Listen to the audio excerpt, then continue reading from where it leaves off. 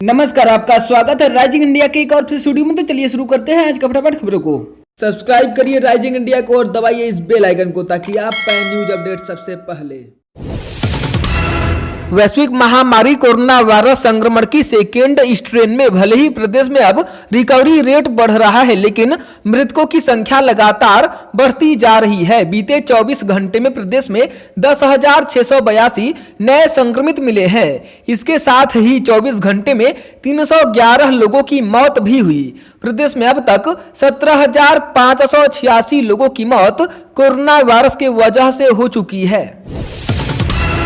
देश में कोरोना की दूसरी लहर के बीच राहत भरी खबर है। Department of science and technology यानी डीएसटी के सेक्रेटरी और आईआईटी कानपुर के senior professor doctor Ashutosh Sharma का कहना है कि दिसंबर तक देश में हर्ड इम्यूनिटी तैयार हो जाएगी, तब 60 से 70% आबादी में एंटीबॉडी डेवलप हो जाएगी। इससे संक्रमण के ट्रांसमिशन की स्पीड काफी कम हो जाएगी। प्रोफेसर शर्मा ने कहा कि अगर सब कुछ प्लानिंग से चलता रहा तो देश जल्द ही इस महामारी को मात दे देगा। प्रदेश के गांवों में कोरोना भयावह तरीके से फैल चुका है। देर से ही सही, लेकिन सरकार ने अब गांवों पर कुछ हद तक ध्यान देना शुरू कर दिया है। हेल्थ टीमें गांव में जाने लगी हैं, लेकिन गांव वाले सेहत की फिक्र छोड़कर हेल्थ टीम पर ही हमला करने में लग गए हैं। राज्य के 3 अलग अलग जिलों में गांव वालों ने हेल्थ वर्कर्स और समाज सेवियों के साथ मारपीट की। चित्रकूट जिला जेल में 3 खूंखार अपराधियों के बीच हुए गैंगवार और तीनों की मौत के बाद मामले की जांच कर रहे डीआईजी जेल संजीव कुमार त्रिपाठी ने तीसरे दिन जेल में पहुंचकर निलंबित जेल अधीक्षक श्री प्रकाश त्रिपाठी और जेलर महेंद्र पाल को आमने सामने बैठाकर करीब 3 घंटे तक पूछताछ की। त्रिपाठी ने दोनों निलंबित अफसरों से गैंगवार के दिन दोनों का मिनट टू मिनट काम जानने का प्रयास किया। इस दौरान किसी को भी जेल परिसर में नहीं जाने दिया गया। डीआईजी जेल संजीव त्रिपाठी मामले की विभागीय जांच कर रहे हैं। निलंबित जेल अधीक्षक श्री प्रकाश त्रिपाठी व जेलर महेंद्र पाल से पूछताछ के बाद डीआईजी जेल ने निलंबित वार्डन संजय खरे, हरिशंकर व पीएससी जवान अमित को भी बुलाया और इन तीनों से भी पूछताछ की। सूत्रों के मुताबिक सभी का कहना था कि गैंगवार के दौरान जेल की बैरक या गेट के पास वह मौजूद नहीं थे। चित्रकूट जेल में हुए शूटआउट के तीसरे दिन यह प्रकरण अब देश की सर्वोच्च अदालत में पहुंच गया है। दिल्ली में रहने वाले वकील अनूप प्रकाश अवस्थी ने याचिका दाखिल कर मामले की सीबीआई या एनआईए से जांच कराए जाने की मांग की। उन्होंने मुख्तार अंसारी के खास मेराज अहमद मुकीम काला की हत्या और शूटर अंशु दीक्षित के एनकाउंटर की पुलिसिया कहानी पर संदेह जताया है। याचिका में मांग की है कि योगी आदित्यनाथ के प्रदेश के मुख्यमंत्री के तौर पर कार्यभार संभालने के बाद राज्य में 18 मार्च 2017 से अब तक हुई सभी हत्याओं की जांच सुप्रीम कोर्ट की निगरानी में सीबीआई या फिर एनआईए से कराई जाए। सुनवाई को लेकर अभी कोई डेट तय नहीं हुई है।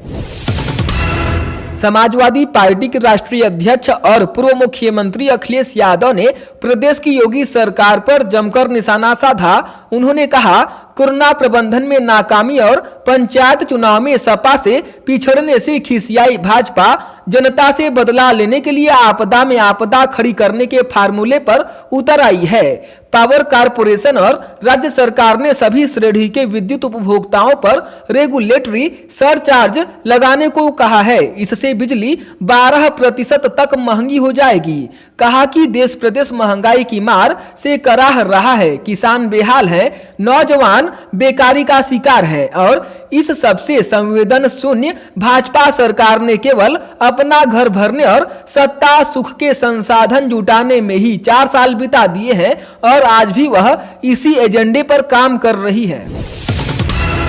मुख्यमंत्री योगी आदित्यनाथ ने कोविड महामारी पर अंकुश लगाने के लिए संबंधित अधिकारियों को निर्देश दिया है कि मास्क पहनने के लिए लोगों को मजबूर करना होगा, तभी लोग मास्क लगाने के लिए बाध्य होंगे। लॉकडाउन का सख्ती से पालन कराना होगा, जिससे इस महामारी की चेन तोड़ने में मदद मिल सके। कोरोना महामारी से निपटने के कार्यों की समीक्षा, निरीक्षण और चिकित्सा सुविधाओं को परखने के मकसद से पश्चिमी यूपी के 3 जिलों गौतम बुद्ध नगर, मेरठ, गाजियाबाद के दौरे पर निकले मुख्यमंत्री योगी आदित्यनाथ ने दावा किया कि दूसरी लहर से उपजे हालात पर काबू पा लिया गया है। कोरोना वायरस के संक्रमण की दूसरी लहर में चुनौतियां बढ़ती ही जा रही हैं। फेफड़ों में संक्रमण की गंभीर समस्या से बड़ी तादाद में जनहानि हुई। जैसे तैसे संक्रमण दर को काबू किया जा रहा है कि इस बीच ब्लैक फंगस नाम का नया रोग सामने आ गया, जो कोरोना से ठीक हो चुके मरीजों के लिए खतरनाक बन गया। इससे बचाव और इलाज के लिए योगी सरकार ने सभी जिलाधिकारी, मुख्य चिकित्सा अधिकारी और मुख्य चिकित्सा अधीक्षकों को गाइडलाइन जारी कर दी है। मधुमेह के नियंत्रण पर खास जोर दिया गया है। बाराबंकी के अद्रा गांव में भाजपा विधायक शरद अवस्थी के लापता होने का पोस्टर लगाया गया। पोस्टर इंटरनेट मीडिया पर वायरल हो गया। पोस्टर के वायरल होते ही विधायक ने गांव पहुंचकर नाराज लोगों से मुलाकात की। गांव में विकास कार्य कराए जाने का आश्वासन दिया। दरअसल अद्रा गांव के एक मोहल्ले में जयराम सिंह, संजीव सिंह, रणजय, बरसाती लाल, सोनू, रणजीत आदि ने विधायक शरद अवस्थी के लापता होने का पोस्टर लगाया। बताया कि चुनाव के बाद से विधायक गांव में नहीं आए हैं और विकास कार्य भी नहीं कराया है। कोरोना महामारी में भी सुध नहीं ली गई। यहां पर दीवारों पर लगे पोस्टर इंटरनेट मीडिया पर वायरल हुए। इसमें विधायक का पता बताने वाले को 1000 का पुरस्कार दिए जाने की बात कही गई। इसके बाद दोपहर में विधायक शरद अवस्थी गांव पहुंच गए। राजधानी लखनऊ के बादशाह नगर रेलवे स्टेशन पर यात्री को ट्रेन से लात मारकर नीचे गिराने वाला आरोपी टीईटी जय नारायण यादव को रेलवे प्रशासन ने निलंबित कर दिया। वहीं जीआरपी ने मामले की जांच शुरू कर दी है। उधर आरोपी टीईटी के भाई जय सिंह ने भी चारबाग जीआरपी को यात्री के चचेरे भाई पर मारपीट के आरोप में मामला दर्ज करने की कार्यवाही के लिए तहरीर दी है। अलीगढ़ मुस्लिम यूनिवर्सिटी के जवाहर नेहरू मेडिकल कॉलेज अस्पताल की ओर से दिल्ली के institute of genomics and integrative biology यानी CSIR को जीनोम के लिए भेजे गए किसी भी नमूने में कोविड-19 के किसी नए घातक स्वरूप का पता नहीं चला है। अस्पताल के एक अधिकारी ने यह जानकारी दी। इस खबर ने अस्पताल के संकटग्रस्त चिकित्सा कर्मचारियों को राहत दी है, जो वरिष्ठ चिकित्सकों और विश्वविद्यालय के मौजूदा व सेवानिवृत्त शिक्षकों और कर्मचारियों की मौत से सहमे थे। बेसिक शिक्षा परिषद से नए स्कूलों की मान्यता अब रिकॉर्ड समय में दी जाएगी। 30 दिनों के अंदर मान्यता की कार्रवाई पूरी करनी होगी। आवेदन से लेकर मान्यता देने की पूरी प्रक्रिया ऑनलाइन होगी और इसकी मॉनिटरिंग मुख्यमंत्री के दर पर डैशबोर्ड से की जाएगी। इसकी समय सारणी तय कर दी गई है और मान्यता की प्रक्रिया निश्चित दिनों में पूरी करनी होगी। इसे जनहित गारंटी अधिनियम के तहत समय सीमा के अंदर निस्तारित करना होगा। प्रेरणा पोर्टल को ई डिस्ट्रिक्ट निवेश मित्र पोर्टल के साथ भी इंटीग्रेट किया जाएगा ताकि इस पर नजर रखी जा सके। ऑफलाइन मान्यता नहीं दी जाएगी। बेसिक शिक्षा परिषद से कक्षा 1 से 8 तक के स्कूलों को मान्यता दी जाती है। शिक्षकों ने मांग की है कि पंचायत चुनाव की ड्यूटी करने के बाद कोरोना वायरस के संक्रमण के कारण मरने वाले शिक्षकों को 2005 से पहले लागू पुरानी पेंशन दी जाए। उत्तर प्रदेश प्राथमिक शिक्षक संघ ने दावा किया है कि अब तक 1600 शिक्षकों की मौत हो चुकी है, जिन्होंने पंचायत चुनाव में ड्यूटी की थी। इससे पहले 3 चरणों में चुनाव के बाद संक्रमित होकर मृत हुए 706 शिक्षकों की सूची संघ ने राज्य निर्वाचन आयोग को सौंपी थी, जिसका सत्यापन जिलाधिकारियों के माध्यम से करवाया जा रहा है। संघ के प्रदेश अध्यक्ष डॉक्टर दिनेश चंद्र शर्मा ने कहा है कि हाईकोर्ट ने भी माना है कि इन शिक्षकों कर्मचारियों के परिवारों को 1-1 करोड़ रुपए का आर्थिक मुआवजा दिया जाए। मुख्यमंत्री योगी आदित्यनाथ ने कहा है कि कोरोना की तीसरी लहर से निपटने के लिए प्रदेश में 2200 एम्बुलेंस महिलाओं और बच्चों के लिए रिजर्व कर दी गई है। गांव सरकार की पहली प्राथमिकता पर है। गांव में टेस्टिंग की सुविधा बढ़ाई जा रही है और लक्षण वाले सभी लोगों को मेडिकल किट दी जाएगी। गांव में किसी भी प्रकार की लापरवाही बर्दाश्त नहीं की जाएगी। तीसरी लहर से निपटने के लिए प्रदेश में अभी से विशेषज्ञों की उच्च स्तरीय समिति का गठन कर दिया गया है। मुख्यमंत्री ने मेरठ मंडल में 35 ऑक्सीजन प्लांट लगाने की भी घोषणा की। आगरा दिल्ली राष्ट्रीय राजमार्ग पर बैठैन गेट फ्लाईओवर पर बाइक सवार युवक की गर्दन में चाइनीज मांझा उलझने से मौत हो गई। युवक बाइक में पेट्रोल भरवाने जा रहा था। दिल्ली गेट निवासी आबिद पुत्र असलम शाम करीब 6:30 बजे बाइक में पेट्रोल भरवाने पंप पर जा रहा था।